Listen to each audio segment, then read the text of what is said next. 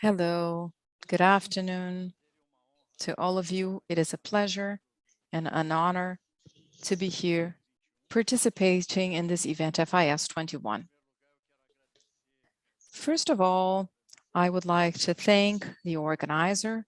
I would like to thank Rodrigo for the invitation to be here today as a moderator in this panel.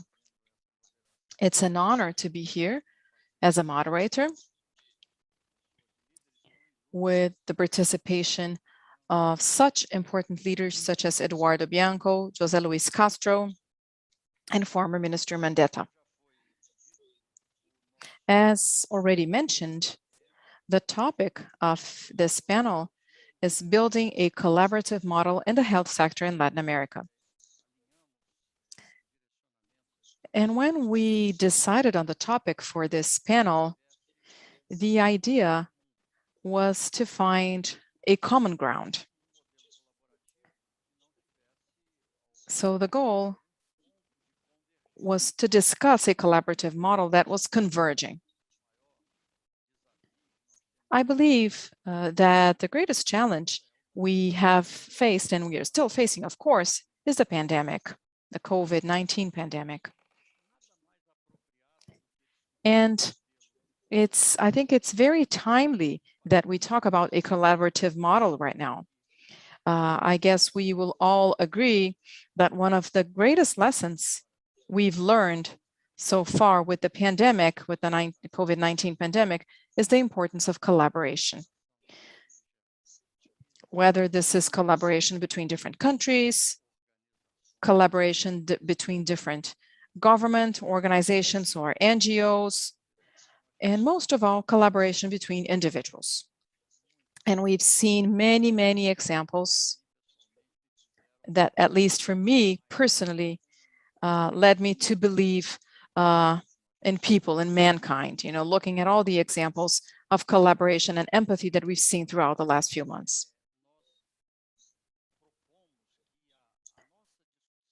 So we propose that this panel about a collaborative model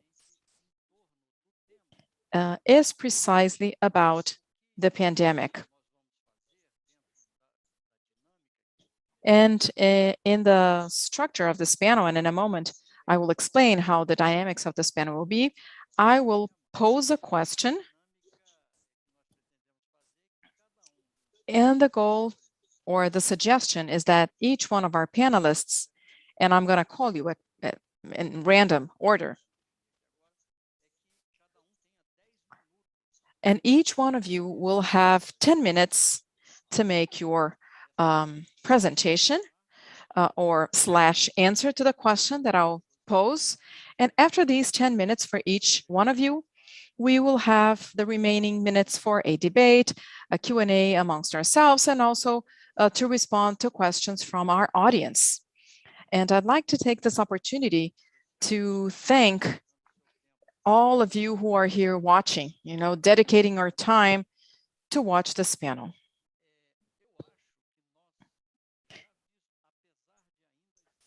Although we are, of course, still undergoing a pandemic, I believe we now can and should be looking at a future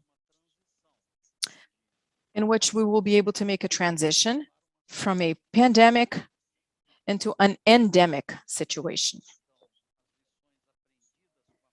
Considering the lessons learned with the pandemic, with the COVID-19 pandemic, how do you believe, the three of you, how could we better articulate in Latin America, considering a Latin American perspective, how could we think about a collaborative model that would help us to face this endemic COVID situation? We will go into both, considering its direct consequences, so the direct consequences of an endemic situation, as well as those that are related to what we could call the liability or the consequences of the epidemics, both from a social perspective as well as in a health perspective, connected to what we've seen, as the impacts of the pandemic itself. We have issues such as the post-COVID syndrome, and also, what happened in several health systems around the world, in which we saw many health treatments being postponed, and that's what I call a liability, a health liability that we now have in our hands in many countries. So taking into account my preamble, I have the following question. How can we better face and develop a better collaborative model considering this transition period from a pandemic to an endemic, and also considering the health liabilities that we have? And I just like to refer or ask Mr. José Luiz Castro to be the first one to have the 10 minutes. Then we are going to have Eduardo Bianco, and then former Minister Mandetta. Thank you very much. Mr. Castro, you have the floor.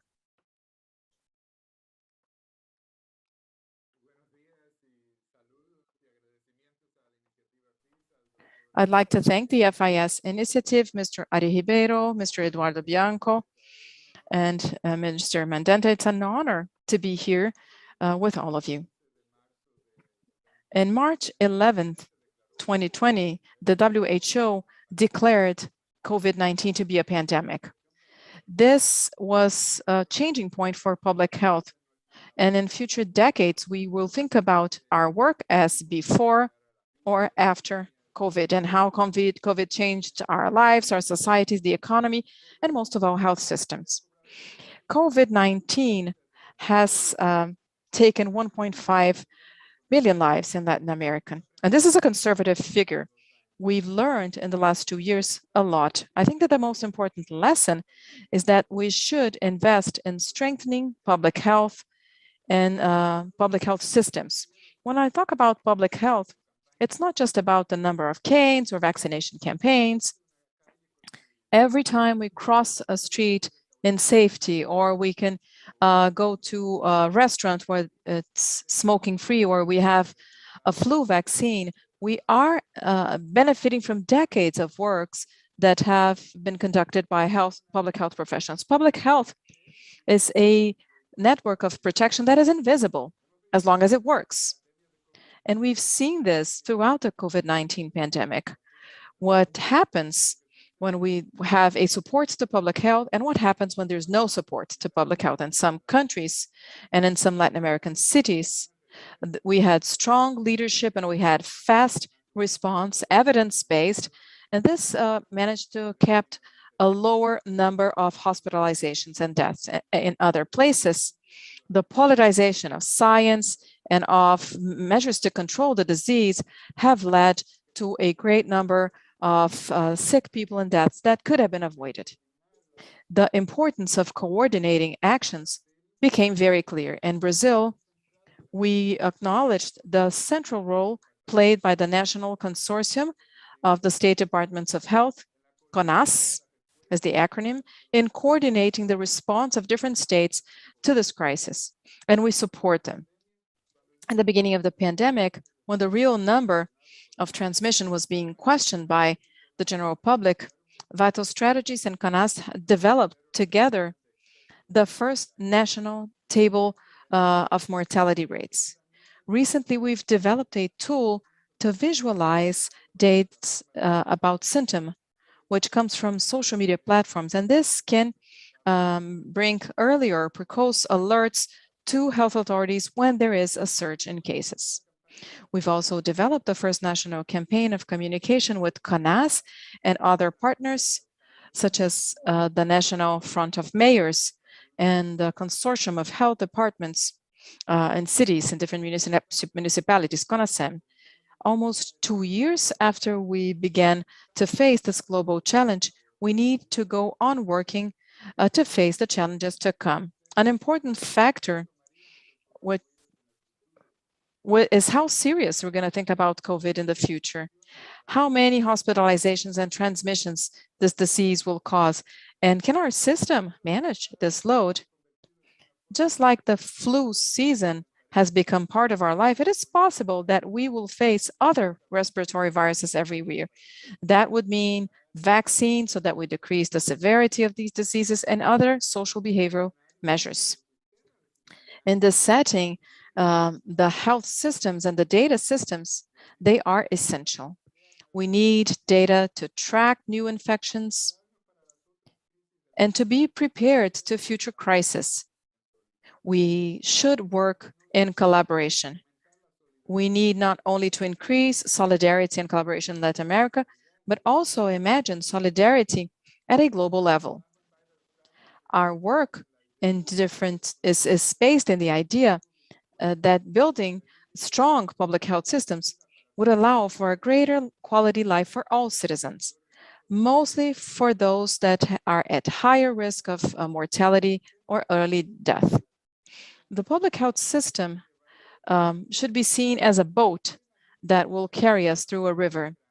And if this boat has a huge hole in it and it's making water, we cannot fix the boat when it's at the river. We have to fix this hole. It's before that. When it's at the shipyard. And we have to show the creative work of architect Louis Kahn. He was responsible for designing some of the most important buildings in the 20th century. But the National Assembly of Bangladesh is probably his masterpiece. The focus of this architect was to design a design, and this changed completely in the 50s after he visited the ruins of ancient structures in Italy and in Greece and in Egypt. He wanted to rethink about his work free from architectural dogma. So he went back to the basic. From a sound foundation, he produced a gem of architecture in the world. Vital Strategies is also deeply analyzing public health around us and how we can be transformative. Recently, we have invited our colleagues and partners and the general public to reimagine public health. This will be developed in the basic pillars of public health, which are prevention, equality, and communication. Most of all, the collaboration with communities, with social service organizations and all different sectors and at different levels of government. The unnecessary losses we faced with the pandemic and the inequalities we've seen have opened the eyes of millions of people to the importance of public health. Millions of people are restless or are sick because they were left unprotected and vulnerable. Reimagine Public Health invites us to show how public health is deeply connected into our everyday life so that the general audience see the immediate and real value of public health, so that people understand that good health, it's not just a question of drugs, medications, or hospitals. It means avoiding diseases and having this care. It means investing in systems of health services, creating data systems that are sound to guide decisions about health, and making sure that commercial interests are in second place, and in first place we have public interest. It also means conducting regular exams and tests for diseases such as high blood pressure, high cholesterol levels, and cancers, curable cancers. It means rethinking our tax system and reducing the consumption of tobacco and alcohol and ultra-processed foods. Reducing the sources of atmosphere contamination, it means think about the impact of climate change, everything people do to be more healthy. That's why Vital Strategies, we work in these key topics. Here in Brazil, we have been working with local partners and governments to support a better health. Just like Anas, who was at the forefront of the response to COVID-19, through our data program for health, it's a pleasure to have been working with the Ministry of Health in Brazil and with the city of Salvador, Natal, and Belo Horizonte to improve the quality of data about the causes of death in these cities and states. Through our program for safety, we have worked together with leaders in cities such as Fortaleza, Campinas, São Paulo, Salvador, and Recife, and with the state of São Paulo to reduce the number of deaths and accidents in highways and to promote active and safe mobility. Through these efforts, we decreased by 47% the number of deaths by traffic accidents between 2014 and 2019. And now we have become leaders in developing bicycle ways.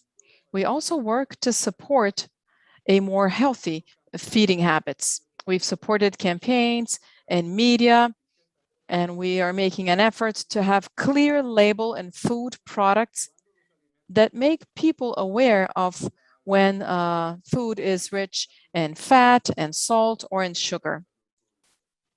This is also key for public health. More than half of the world population is living in urban areas, so cities are in a unique position to transform the fight against the main causes of death, diseases, and lesions. Changing urban scenarios is key. This could be done through preventing transmittable diseases or non-transmittable diseases such as cardiac diseases, or making an effort to have safer highways for all users. Through our Alliance for Health Cities, 70 cities around the world are working with vital strategies. We are coordinating local and global leaders and also the governments in different cities. We collaborate to support the progress in areas such as infrastructure and transportation, coordinating with the media and also with enforcement authorities. In March 2020, this alliance offered immediate support to help cities respond to COVID-19. This work to respond to COVID-19 is about technical and finance support and also practical resources, focusing on the challenges faced by each specific city, maintaining the services and looking at communication issues to talk about risks, providing legal guidance about measures that could protect health and safety. And finally, regarding the climate conference in Glasgow, I wanted to finalize by giving a reflection about the climate and its deep connection with health. Health must be a central element in the climate policy. Health should and must be part of reductions of emissions and in climate actions. Public health should be aligned with the climate agenda and should collaborate with those that are working to prevent the climate disaster. The consequences for health of the climate change and the economic cost can be much higher than those that we've seen during the COVID pandemic. This is nothing that any industry could solve by itself alone. To better rebuild and reconstruct, there's a lot to be done. We cannot allow that public health is underestimated. This will take time, but we can build the solutions to these challenges brick by brick. This is also a multi-sectorial, interconnected, and collaborative focus in terms of public health. I'd like to take this opportunity to invite you to join Vital Strategies in mobilizing to acknowledge the importance and relevance of public health in our everyday lives, to reestablish the trust in institutions and in the people who are working so that our communities are more healthy and safe. Thank you very much for this invitation. Thank you. Thank you very much. Let me now hand it over to Eduardo. Please, Eduardo, to tell us about the collaborative model considering the situation of endemic, so from pandemic to endemic in Latin America. Thank you very much for the invitation to be part of this panel. I had prepared a brief presentation in terms of cooperation and healthcare, especially for COVID-19. But I will just guide to the focus you have asked me to present, which is not going to be much different from what José Luis has just said. I'm going to share with you my personal experience and the approach of a problem through healthcare cooperation, primarily smoking control policies, so that other people, other professionals in healthcare can also get engaged in cooperation initiatives to improve the health of everyone, including the pandemic. The topic that I will continuously relate to COVID-19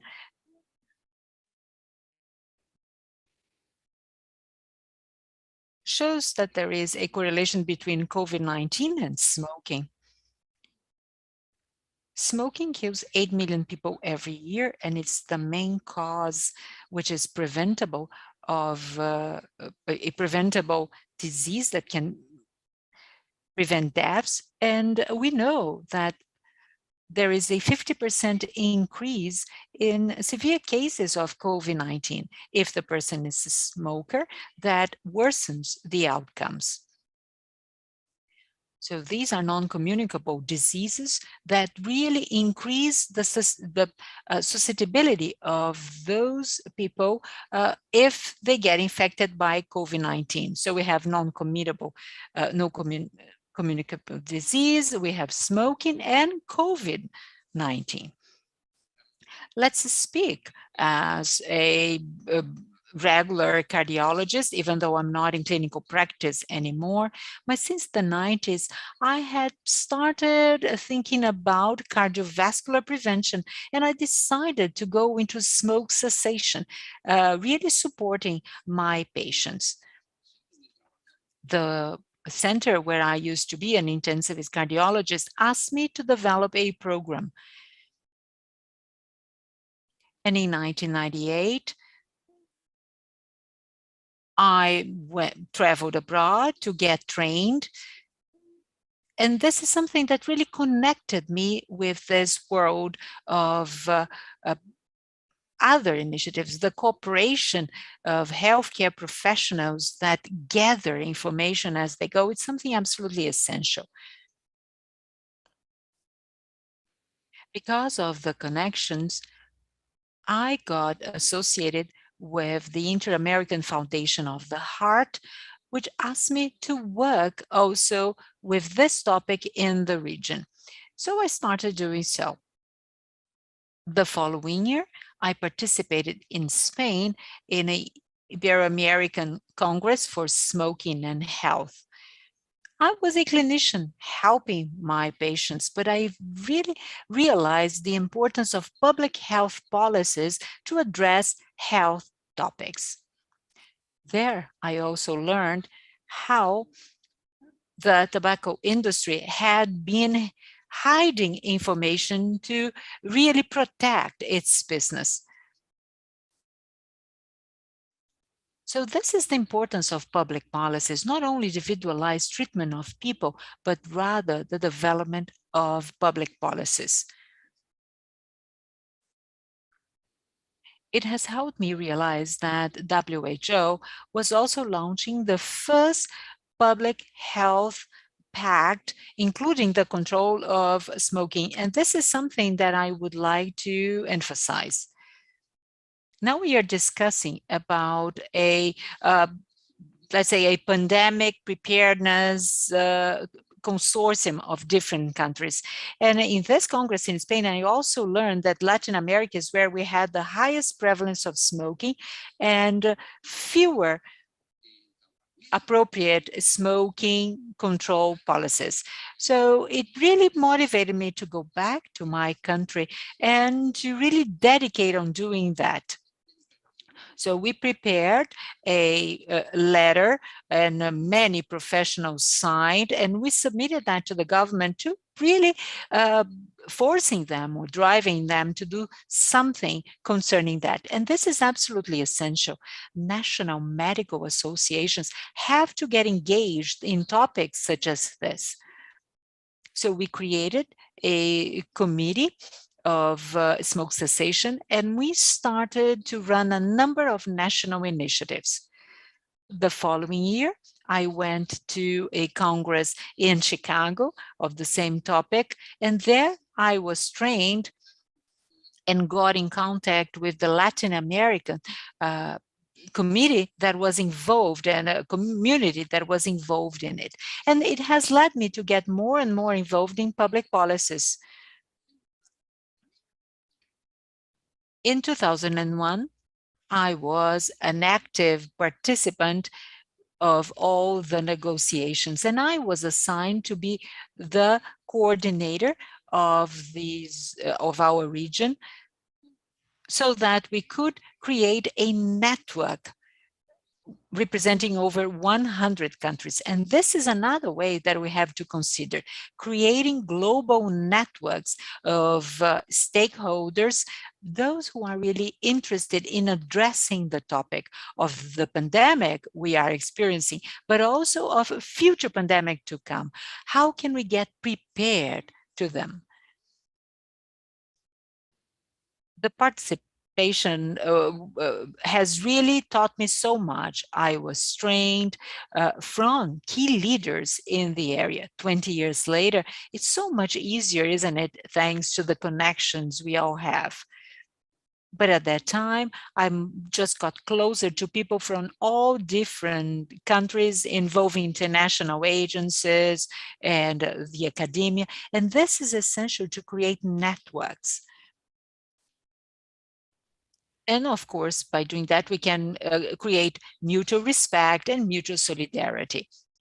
As years went by, I have got involved with the North American Association of Cancer, Lung, and a number of other organizations, the Alliance and WHO, were trying to find someone who could dedicate some time to work in the region and to help leverage this street and to obtain its confirmation.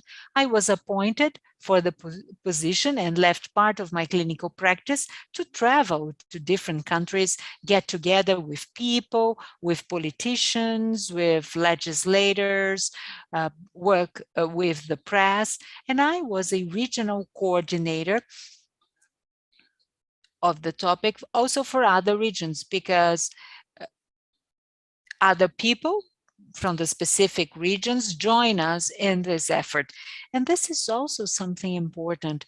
We should always have people who are willing to coordinate local efforts. As we didn't have many resources at that time at the regional level to move ahead, I've focused on 3 strategies to really carry on with different projects and encourage the organization and the civil society to bring them to discuss the topic. And at the same time, we wanted to promote national networks of tobacco control to really move ahead. And we also selected one model country where we could have a pilot test of this policy and start seeing a domino effect in the region. As I was the coordinator and as I was living in Uruguay, Uruguay was selected at that time. At the same time, the regional organization decided to obtain resources and places where it was 100% tobacco free. That was an attempt to build awareness and to really convince everyone of the importance of these campaigns. This is something important. We have to define what is the most important strategy. In that case, for COVID, it seems to be immunization, but we really have always to analyze what is the topic and how can we really control better the situations.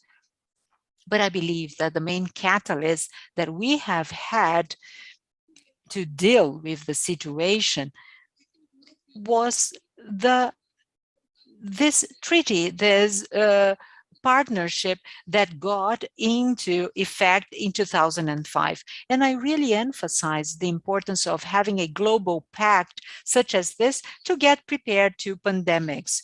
And this should be in all different countries. And in our case, having this common pact and treaty served really to apply pressure. It was based on evidence, it had a multi-sector understanding, and it also included a democratic and solidary nature to it.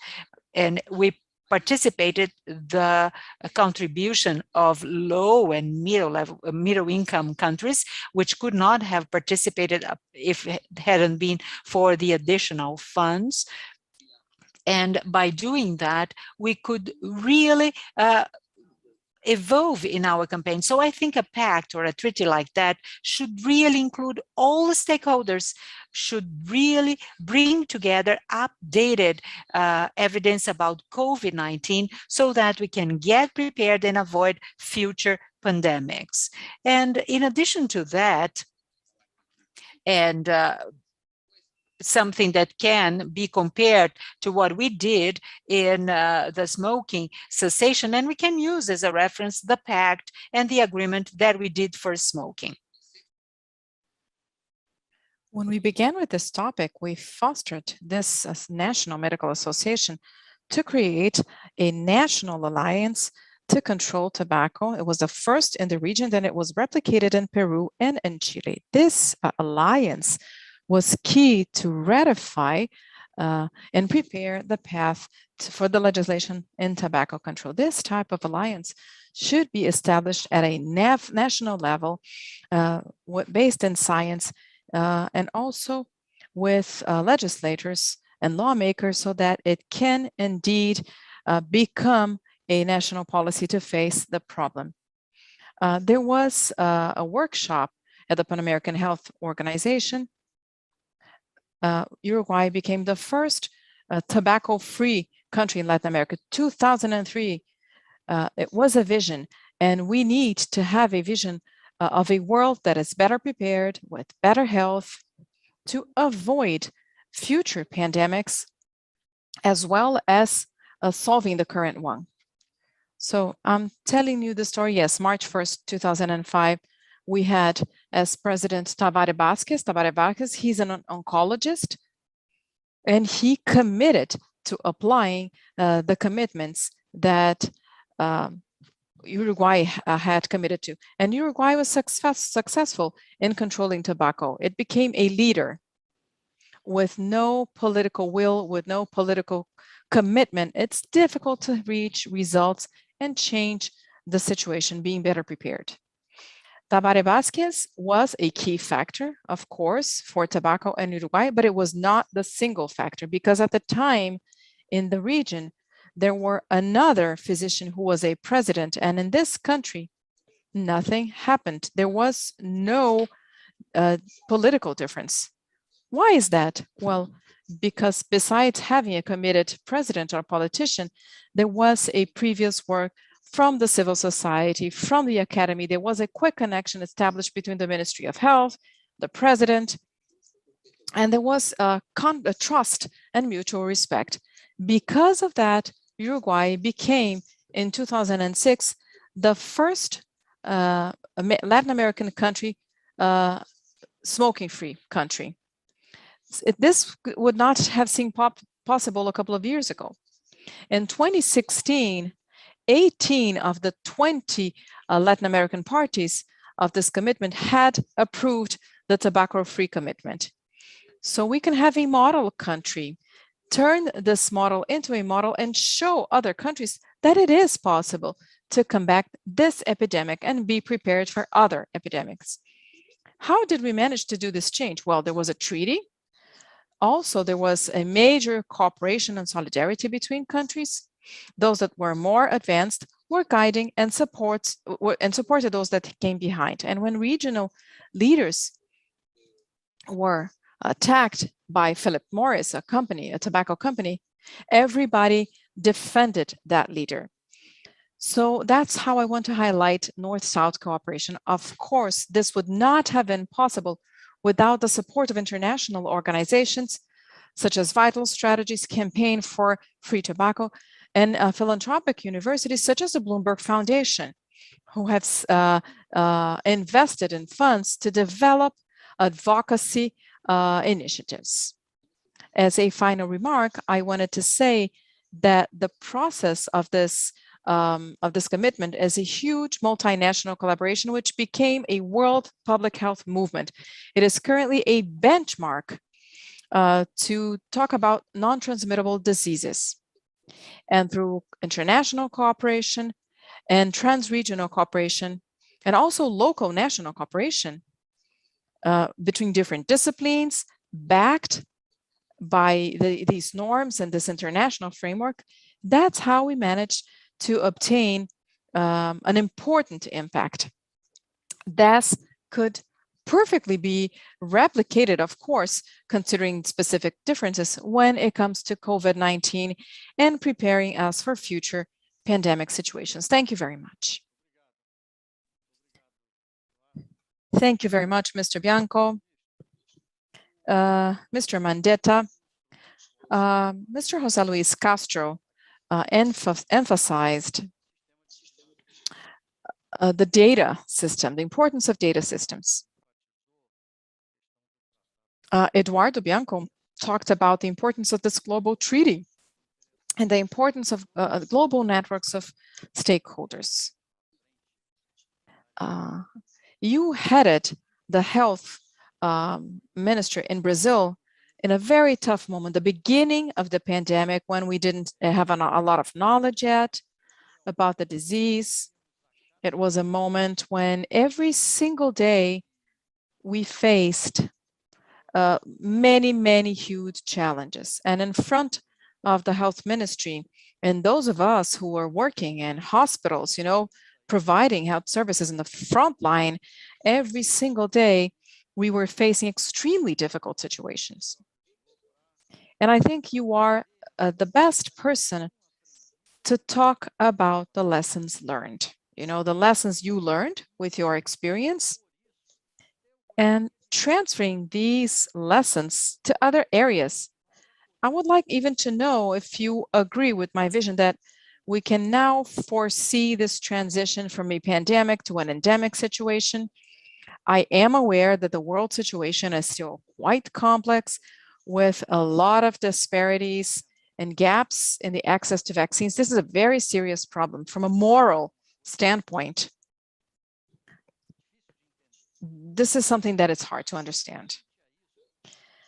But when we think about this, do you agree that we could maybe foresee a transition into a situation of an endemic context? When we think about Latin America, how could we work on better collaborative models to face our current situation and our future situations? You have the floor, Mr. Mandetta. Thank you. I'd like to thank the organizers at FIS for the invitation. I'd like to thank my dear friend Ari. I am speaking from the state of Mato Grosso do Sul in the west of Brazil, and we've met since college. Mr. José Luis Castro, thank you for your brilliant presentation. And Mr. Eduardo Bianco, tobacco is a very important topic in Brazil, and we have moved forward. These are battles that we face through different mechanisms. I'm going to try to have some logic in my presentation. In the beginning, what were the governance structures that we had to collaborate? And what spaces did that happen? The world has been organized since the post-war period through international organisms. The WHO, of course, should be the greatest mechanism for mankind or humankind to face a global health crisis. The WHO should be the major collaborator of supply networks, production networks. The WHO should be the forum where major world leaders should sit down around the table to build a logic and smart solution. So we saw the failure of this international mechanism because of a lack of leaders capable of understanding that this was not a physical problem restricted to boundaries, to country boundaries. The beginning of the pandemic is marked by fragile information coming out of China. Humankind believed that this would just be another difficult virus such as SARS or MERS, which we faced in that region some years ago. However, this virus quickly showed or presented itself as a highly transmittable virus, and it was destroying different health systems, first in Iran. At first, we thought that Iran might face some specific difficulties, but then it was Italy, Germany, England, and the UK and the US. Well, Latin America and South America, I would say specifically, thinking about our geopolitic being more connected to South America, because Mexico has more of a connection with the US and Canada. Canada has a more organized health system from a preventive measure perspective and also health services. The US has a system that is very fragmented into different states. The US removed the CDC, which could have been a leader in the Americas, a scientific leader. So they removed from Bob Hutterfield the lead to the pandemic, and it was transferred to Mike Pence. President Trump grabs a box of chloroquine and says, this will solve it. And that contaminated other leaders. In South America, we began looking at our own region. While I was a health minister, right in the beginning, I went to Asunción in Paraguay to have a meeting with ministers from Uruguay, Argentina, Paraguay, in the Mercosur area. And then with the Pan American Health Organization, we created an arm to organize ourselves with countries from the Andean region so that we could articulate, exchange experience, and exchange defense mechanisms for our region. The first concrete act was when I designated Fiocruz in Brazil to do the tech training of all countries to do PCR-RT tests. This was all conducted by Fiocruz to all Latin American and Central American countries. Then with the Pan American Health Organization, we went into the war for individual EPPs. And what seemed not to work in South America?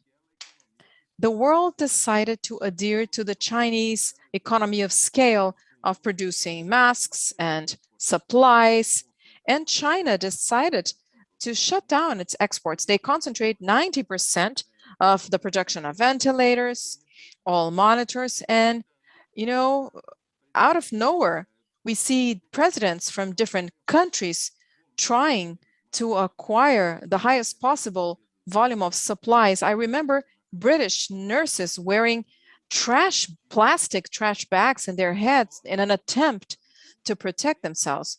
Whereas we in South America were extremely vulnerable because of a problem with basic health supplies such as masks, cotton swabs, syringes. We acquired all of that from China.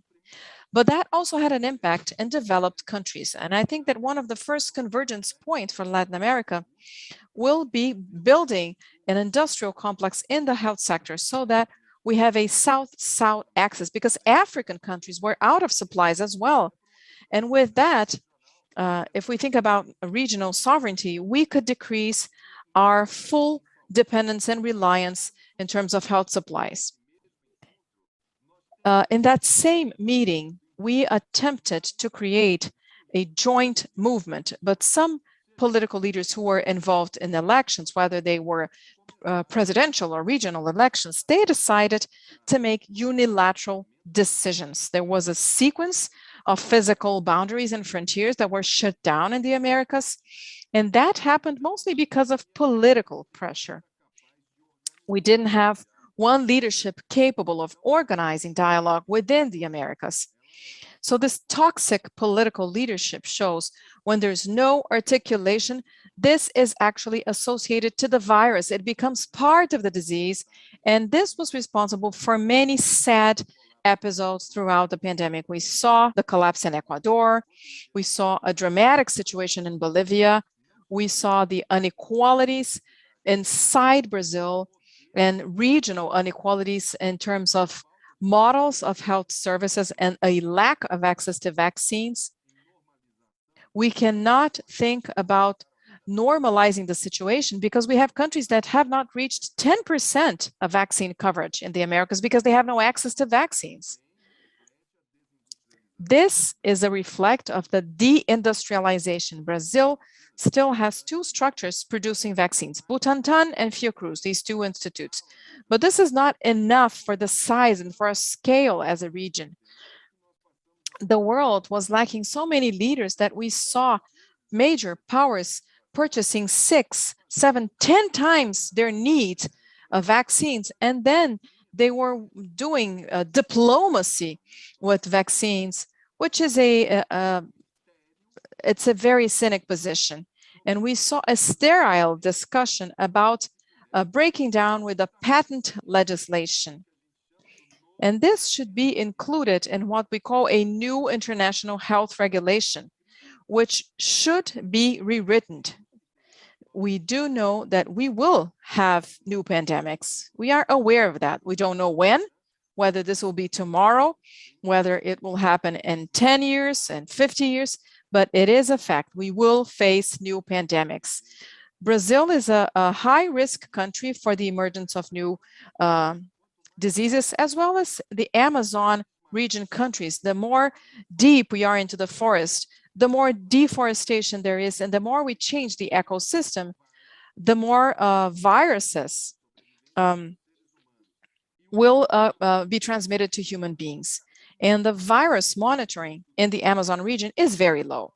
We have a study in tropical medicine in Manaus.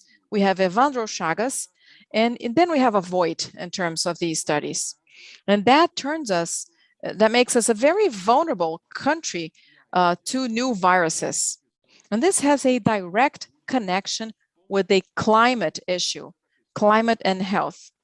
This is a reference point to climate issue. Health is a convergence point. And this is another topic in which we could collaborate in the Americas to monitor and to do health vigilance and surveillance. We can be coordinated by the existing mechanism, which is PAHO, the Pan-American Health Organization. It's the only structure that has a dialogue with Venezuela. Venezuela is a problematic country. They do not investigate many cases of the disease, and we are afraid that diphtheria will come back. If there is a problem in the Americas, Brazil will begin to produce this, knowing that it's just a matter of time so that this disease comes back again. And measles can also be a problem because of low vaccine coverage. We might see major agreements in South America so that we can finally behave as a regional health bloc, and then having local regional solutions. We should not be a problem, and we should cease to be an importer. Brazil spends over $40 billion. The soybean harvest is burned just to pay for our dependence when it comes to health services. The Brazilian market is huge, and it's also a point of convergence and collaboration. A unified purchasing process from South American countries could be positive. Some medications are very expensive. Brazil has the ability to negotiate with the industry at prices that are 70% lower than Uruguay's. Paraguay sometimes cannot buy these medications, and some people don't want the unified purchase. This is an important topic. Spinraza, it's a medication for spine atrophy. We shared this risk, and the price we paid, we offered this to other countries to purchase. There was a chamber of compensation so we could have easier access to this type of medication in the Americas. If we don't solve this situation, things can become more severe. From a pandemic perspective or an endemic perspective, as you very well said, we will probably, yes, transition into an endemic situation. I think we will have good news, not just in terms of the improvement of the efficacy of vaccines. I believe that Moderna is saying that the COVID vaccine will now be provided together with the flu shot. So this technology must come to our countries as well. It's going to be much easier to control these diseases, and prices will become cheaper for these vaccines. But the pent-up demand in the Americas is absurd. Our country has made less than 40% of breast cancer exams than we should have made in the last 2 years. So we are going to face a tsunami. It's as if this wave went backwards and now it will come forward. It's going to be a tsunami of breast cancer. And I'm saying breast cancer, but we could say prostate cancer, cardiovascular problems. Health will face a huge impact in the Americas because we did not have prevention measures in the last 2 years. This should also be a collaboration point, and it should be. In the 21st century, what really marks the scientific evolution is gene therapy, genetics.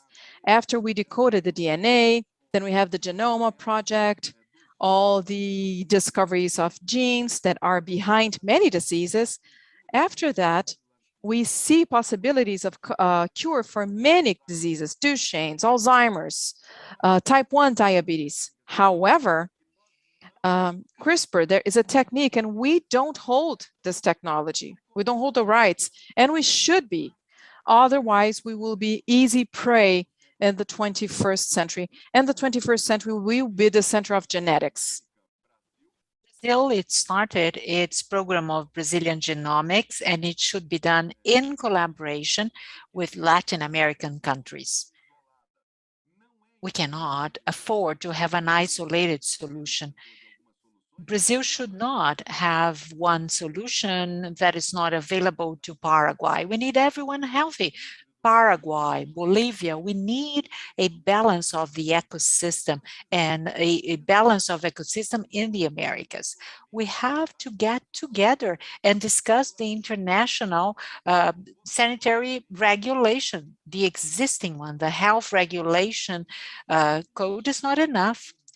The world is getting prepared, and within the international health regulation code, we are going to have not only goods, people, but also animals, which is something important for countries such as the Americas, because we really export animals. So our diplomacy really has to work together, and it should be working aligned with all the countries. In this endemic, the virus has left a trace of mental health.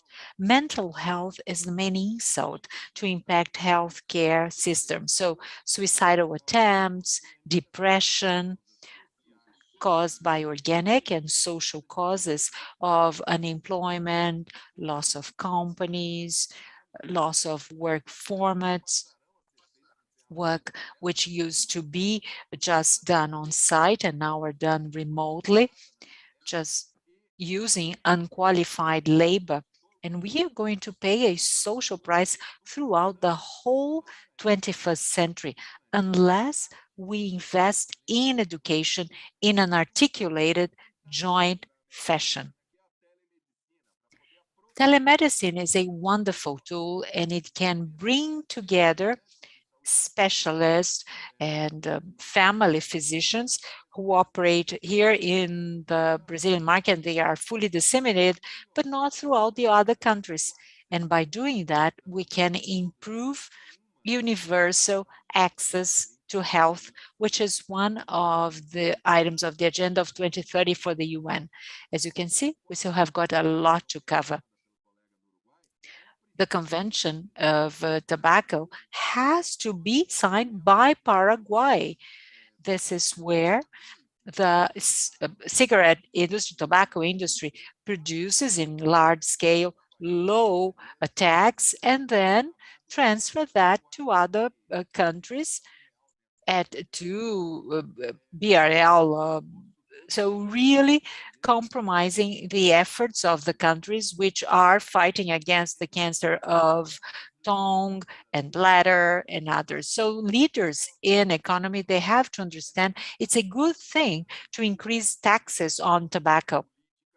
Leaders have to understand that it's a good policy where they reduce eating salt, saturated fat, so that we can also cut on obesity, especially pediatric obesity. Mexico has a good experience. The US, they are paying such a high price because they neglected a food safety policy. We have taken an important step. Brazilian food guide. It can be provided to Portuguese-speaking countries and also Spanish-speaking countries. I think that would be a way of really calling the attention of industry for what they can do to help us. I think they are all opportunities of working closer in the Americas. The current model concentrated on Chinese production is not worthwhile. The world has been looking for alternatives. In Europe, they are thinking about using the Second World War bunkers to make inventory warehouses. In the US, they are looking for alternatives to reach sovereignty. Brazil has 200 million inhabitants. South America, Mexico, US, Canada, we get to 1 billion, and we could definitely have a high-scale cooperation initiative and, of course, share the cooperation among ourselves, especially on the South-South axis. I think countries have a lot of opportunities, and we need leadership to really have the next generation leading the interests of the future. If we can make them see what to do and really have a people-centered policy to address diseases that really cost a lot, making people pay for things which are not for us to pay the bill. Latin America is a victim of the tobacco industry, of the food industry, everything that is really forced to us. And because of our local incompetence, we fail to analyze neglected disease, and we call them neglected, but we neglected them. The technology of mRNA of Moderna and Pfizer may be a solution to malaria, dengue fever, leishmaniasis, and this is a huge opportunity for us to address. So we have so many opportunities. We also have possibilities of joint work with Parlasur, Mercosur, Andean countries. However, nobody's willing to really work. If we work and work hard, Latin America and South America can give a very good response to what is expected for the new humankind. The globalization that exports technology assets and end up importing just basic and consumer goods is not something that speaks to our Latin America entrepreneurial people, industries, and we have really been very much impacted by this concentration of all production in China. We don't have to retaliate. What we have to do is create alternatives in South America. I think we have good opportunities, but we have to pay attention. Otherwise, we are just going to spend the whole 21st century being held hostage by these countries and having, especially all of us who have put up with so many deaths here in Latin America. We can no longer play this game of the absurd. We really have to bring together private initiative and especially the government to come up with intelligent, smart solutions. And there are just so many alternatives. We just have to look to the problem straight to the face. Thank you very much. Thank you, Minister Mandetta. Thank you, all of you. We are coming to the conclusion. We had 1 hour and we've already just got to the end of our time. But I would like to thank your message of hope, former Minister Mandetta, and your message, which has brought very important elements, let's say points of convergence for a common collaborative agenda in Latin America, involving the healthcare industrial complex, really innovation, through the genetics, joint procurement, collaboration among our countries, involving telemedicine as well. I think it was wonderful to hear you, and I really appreciate that. I would also like to thank José, Luiz, and Eduardo for their contributions, for everything, for their inputs towards more collaboration. And let me thank once again our initiative, FIS, which has given us the opportunity to discuss this topic. I would like to thank you all very much for your openness and generosity and for having shared with us your knowledge. Thank you very much.